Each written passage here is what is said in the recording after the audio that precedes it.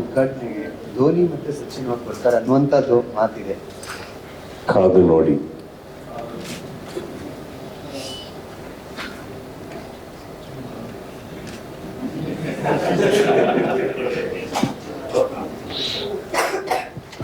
Sir, ಇನ್ನೊಂದು last ಸರಿ KCC ಮಾಡಿದಾಗ ಗ್ರೌಂಡ್ ಅಲ್ಲಿ ಕನ್ನಡ ಬಾವುಟವನ್ನು ಹಾರಿಸಿ ತುಂಬಾ ದೊಡ್ಡ ಮಟ್ಟದಲ್ಲಿ ಆಗಿತ್ತು.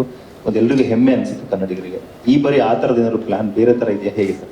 ಎಲ್ಲ ಸತಿ ಆ ಥರ ಆಗಲ್ಲ ಸರ್. ಇವಾಗ ಒಂದು ನಾವು ಕನ್ನಡಿಗರು ಅಂತ ಅನ್ನೋದಕ್ಕೆ, ಅದನ್ನ ಹೇಳೋದಕ್ಕೆ ಪದೇ ಪದೇ ಏನೋ ಒಂದು ಮಾಡೋಕ್ಕಾಗಲ್ಲ, ಮಾಡಬೇಕು ಅಂತ ಮಾಡೋಕ್ಕಾಗಲ್ಲ. ಒಂದು ಬುರ್ಜ್ ಖಲೀಫಾ ಮೇಲೆ ಒಂದ್ಸತಿ ನಡಿಬೋದು, ಇನ್ನು ನೆಕ್ಸ್ಟ್ ಅದಕ್ಕೆ ದೊಡ್ಡ ಬಿಲ್ಡಿಂಗ್ ಹುಡ್ಕೊಂಡು ಹೋಗೋಕ್ಕಾಗಲ್ಲ. ಈಗ ಅತಿ ದೊಡ್ಡ ಬಾವುಟ ಹಾರಿಸ್ಬೇಕು ಅಂತ ಇತ್ತು, ಅನ್ವೀಲ್ ಮಾಡ್ಬೇಕಂತ, ಹಾರಿಸೋದಲ್ಲ ಅನ್ವೀಲ್ ಮಾಡ್ಬೇಕಂತ, ಅದನ್ನ ಮಾಡಿದ್ವಿ. ನೆಕ್ಸ್ಟ್ ಐ ಡೋಂಟ್ ನೋ, ಏನಾದ್ರು ಒಂದು ಹುಡುಕ್ತೀವಿ, ಇಲ್ಲ ಅಂತ ಏನಿಲ್ಲ.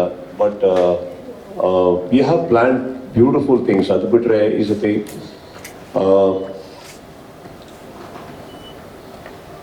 ಒಂದು ವಿಭಿನ್ನವಾದಂಥ ಒಂದು ಪ್ರೋಗ್ರಾಮ್ ಪ್ಲಾನ್ ಮಾಡ್ಕೊಂಡಿದ್ದಾರೆ ಕನ್ನಡ ಹಾಗೂ ಕರ್ನಾಟಕದ ಬಗ್ಗೆ. There is a beautiful history that ನಮ್ಮ ಲ್ಯಾಂಡಿಗಿದೆ. ಅದನ್ನ ಇಟ್ಕೊಂಡು ಒಂದು ಒಳ್ಳೆ ಪ್ರೋಗ್ರಾಮ್ ಪ್ಲಾನ್ ಮಾಡಿದ್ದಾರೆ ಅವ್ರು, ಇನಾಗ್ರೇಷನ್ ದಿವಸ, ವಿಚ್ ನನಗೆ ತುಂಬ ಇಷ್ಟ ಆಯ್ತು. ಅದು ಹೌ ಕರ್ನಾಟಕ ಬಿಕೇಮ್ ಕರ್ನಾಟಕ ಅನ್ನೋದಕ್ಕೆ ಅದ್ರದ್ದು ಒಂದು ಪ್ಲಾನ್ ಮಾಡ್ಕೊಂಡಿದ್ದಾರೆ. ಅದು ಬಿಟ್ಟು there are some good events ಅವತ್ತಿದೆ. ಆ್ಯಂಡ್ ನಾವು ಬಾವುಟ ನೀವೇನು ಹೇಳಿದ್ರಿ, ಐ ಥಿಂಕ್ ಇಟ್ ವಾಸ್, ನಿಮಗೆ ಗೊತ್ತಿದೆ ಆ ಥರ ಕೆಲಸಗಳಿಗೆ, ಆ ಥರ ಒಂದು ಯೋಚನೆಗೆ ನಾವು ಕೈ ಹಾಕಬೇಕಾದ್ರೆ it is a very delicate matter. ಯಾಕಂದರೆ ಸ್ವಲ್ಪ ಹೆಚ್ಚು ಕಮ್ಮಿ ಆದ್ರೂ ನಾನಾ ರೀತಿಯಲ್ಲಿ ತಿರುಗಿಬಿಡುತ್ತೆ ಅದು. ಅಂಥದ್ರಲ್ಲಿ ನಮ್ಮ ಎಲ್ಲ ಪ್ಲೇಯರ್ಸ್ ಅದನ್ನು ಪ್ರಾಕ್ಟೀಸ್ ಮಾಡಿ, ಆ ಒಂದು ಬಾವುಟ ಬರೋದು ಮಾತ್ರ ನೀವು ನೋಡಿದ್ರೆ, ಅದು ಎಷ್ಟು ಪ್ರಾಕ್ಟೀಸ್ ಮಾಡಿದ್ರೆ ಅದಕ್ಕೆ ವಿ ನೋ ದಟ್ ಅದು ಹೇಗೆ ಬರಬೇಕು, ಹೇಗೆ ಅದೇ ಆ್ಯಂಗಲಲ್ಲಿ ನಿಲ್ಲಬೇಕು, ನಮಗೆ ಡ್ರೋನ್ ಶಾಟ್ಸಲ್ಲಿ ಹೇಗೆ ಸಿಗಬೇಕು. So it was some effort.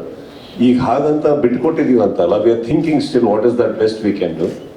Hopefully ಇನ್ನೊಂದು ಬೆಟರ್ ಐಡಿಯಾ ನಮಗೆ ಬರ್ಬೋದು.